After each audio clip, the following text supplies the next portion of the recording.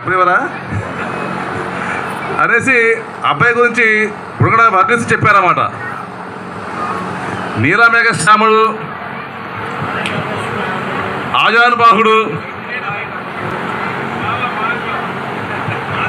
సరే, అబ్బాయి గురించి మీరు చెప్పుకుంటారా? పట్టణ పరిసర ప్రాంతాలని కానీ రాజ్యాన్ని కానీ వశిష్ఠగోత్రోద్భవాయ నాభాగమహారాజవర్మణో నప్త్రే అజమహారాజవర్మణః పౌత్రాజవర్మణః పుత్రాయ శ్రీరామచంద్రస్వామినే హణేవరాయ.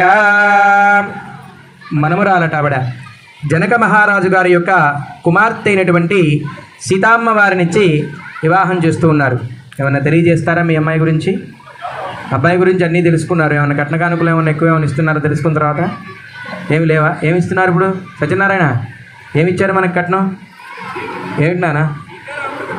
సీతయ్య రాముని కట్నం అంట. ఇదేదో బాగుంది, ఇది ఇంకా బ్రహ్మాండంగా ఉంది. ఇక ఇంకా నయం, పెళ్లి కూడా జన్మించి జనక మహారాజు గారికి దొరికింది ఆవిడ. అంతటి మహోన్నతమైనటువంటి భూగర్భజాత అయినటువంటి సీతమ్మ వారినిచ్చి స్వయంవరంలో శివధనుస్సు విరిచిన తదుపరి అటువంటిది వశిష్ఠుల వారు పెట్టిన ముహూర్తం ఇది. అభిజిత్ లగ్నంలో ముహూర్తం ఎందుకు పెట్టావయా అని అడిగారట సప్త మహర్షులు. అభిజిత్ లగ్నంలో ముహూర్తం కట్టకపోతే లోక కళ్యాణం జరగదురా అన్నాడట. అభిజిత్ లగ్నంలో మిట్ట మధ్యాహ్నం పూట 12 గంటల 15 నిమిషాలు ఇది లోక కళ్యాణం కోసం జరుగుతుంది వాళ్ళిద్దరికీ. అంతేగాని మనం చేసేది ఏముంది? వాళ్ళిద్దరికి ఆల్రెడీ ఇంతకు ముందే వారికి వివాహం.